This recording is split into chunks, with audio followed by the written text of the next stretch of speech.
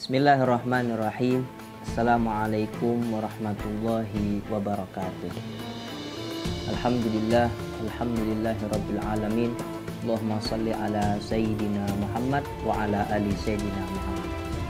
Sahabat Manfa yang selalu diberkahi oleh Allah Subhanahu wa taala, bertemu lagi bersama kami dalam program Srikaya, sejarah singkat sahabatnya Rasulullah SAW, yang disponsori oleh Pempek Flamboyan cabang Assegar.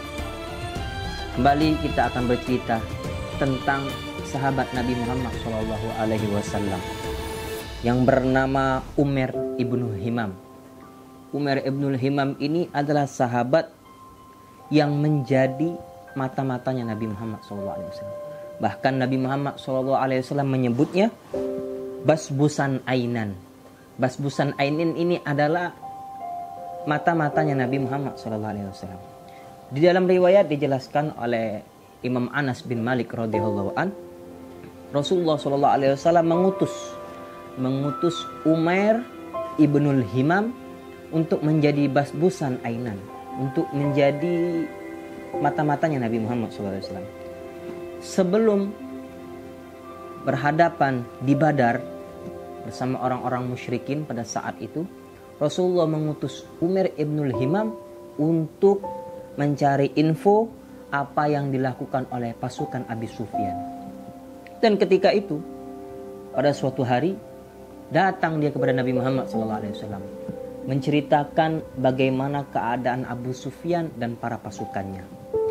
Dan pasukan Nabi Muhammad SAW mencari info, dan Nabi Muhammad mengirimkan mata-mata Umair ibnul Himam ini agar pasukan Nabi Muhammad SAW mempersiapkan alat perang dan perlengkapan perang pada saat itu. Karena sebab saat itu Nabi Muhammad dan para sahabat belum memiliki pasukan yang mumpuni dan peralatan yang mumpuni untuk melawan orang-orang yang tidak beriman kepada Allah Subhanahu wa taala.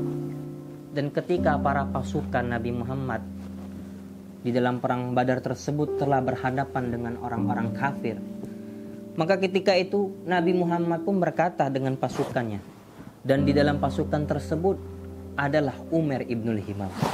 Kemudian Rasulullah SAW berkata, "Qumu ilal jannah ardhiha as-samawati wal ardh." Berdirilah kalian, karena di hadapan kita ini adalah surganya Allah Subhanahu wa taala. Jangan kita takut mati sebab kita memperjuangkan agamanya Allah Subhanahu wa taala. Kemudian Umair ibnul Himam pun bertanya kepada Nabi Muhammad, "Ya Rasulullah, wahai Rasulullah sallallahu alaihi wasallam, ajannatu arduhas samawati wal ardh." Apakah ini surganya wahai Rasulullah? Kemudian Rasulullah SAW menjawab, "Na'am, iya," kata Nabi Muhammad SAW. Kemudian Umair ibnul Himam pun terkejut dengan apa yang diungkapkan oleh Nabi Muhammad SAW. Sehingga pun beliau merindukan surga dan beliau ingin menjadi orang yang syuhada di dalam peperangan membela agamanya Allah Subhanahu wa taala.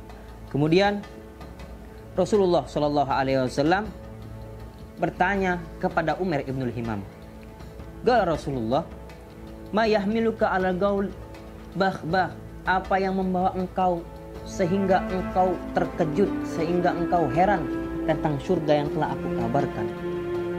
Kemudian Umair ibnul Himam pun mengungkapkan kepada Nabi Muhammad SAW, "La, wallahi ya Rasulullah, demi Allah wahai Rasulullah, roja'un an akuna min ahliha." Aku berharap, kata Umair ibnul Himam, aku menjadi bagian orang-orang yang masuk ke dalam surga Allah Subhanahu wa taala, sebab aku tergolong sebagai orang-orang yang membela agamanya Allah Subhanahu wa taala. Kemudian ketika itu Rasulullah SAW langsung mengungkapkan di hadapan Umair bin Himam, "Fa innaka min ahliha." Engkau sesungguhnya orang ahli surga, kata Nabi Muhammad SAW. Telah dikabarkan oleh Rasulullah.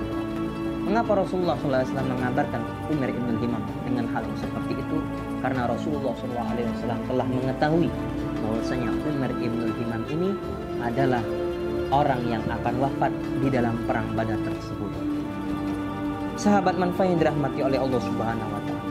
Kemudian setelah itu, setelah mendapatkan kabar dari Rasulullah, Umar ibn Himam pun mengeluarkan kantong yang mana kantong tersebut berisi kurma.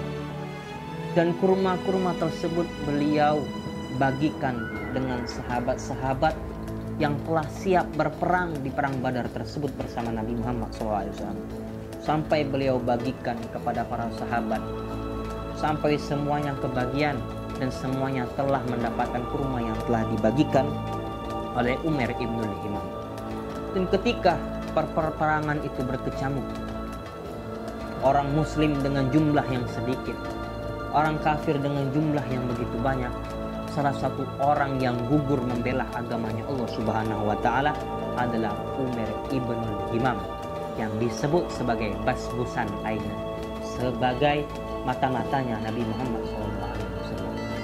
Dan ini kewafatan beliau telah dikabarkan oleh Nabi Muhammad langsung di hadapan Umar ibn Himam, tak kala beliau bertanya di hadapan Nabi Muhammad SAW. Maka Umar ibn Himam ini adalah orang yang selalu mendambakan surga seperti apa yang dikabarkan oleh Nabi Muhammad SAW.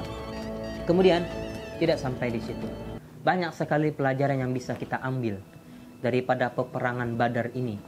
Peperangan di mana para sahabat saat itu tidak memiliki peralatan yang cukup, tidak memiliki bekal yang cukup. Bahkan ketika itu terjadinya perang Badar tersebut sedang berada di dalam bulan Ramadan, di mana para sahabat Nabi Muhammad SAW diwajibkan berpuasa oleh Allah Subhanahu wa taala. Dengan kegigihan, dengan kekuatan, dan dengan ketabahan dan dengan kesabaran yang ditanamkan Nabi Muhammad dengan para sahabatnya, mereka pun mampu memenangkan peperangan tersebut dengan peralatan seadanya dan dengan perlengkapan yang seadanya. Bahkan mereka pun menunaikan ibadah puasa.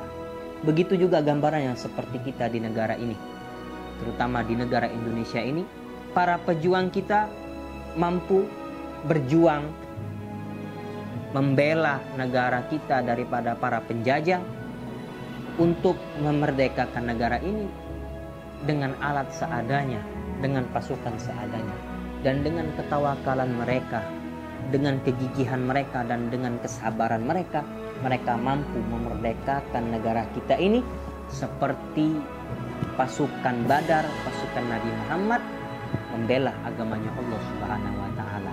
Semuanya dengan hal yang sederhana, dengan pasukan yang sederhana, dengan peralatan yang sederhana, dan semuanya ini sama halnya. Tapi mereka mampu mengalahkan orang-orang yang tidak beriman kepada Allah, terutama para pejuang kita. Mereka mampu mengalahkan orang yang menjajah negara kita, yaitu negara Indonesia. Kemudian sahabat manfaat yang dirahmati oleh Allah Subhanahu wa taala, begitu menarik cerita ini, sama serupa seperti kemerdekaan negara kita Indonesia. Dan semoga Allah Subhanahu wa taala selalu memberikan kemenangan bagi kita semua. Semoga Allah Subhanahu wa taala menjadikan kita semua hamba yang selalu bertakwa kepada Allah. Terima kasih. Wassalamualaikum warahmatullahi wabarakatuh.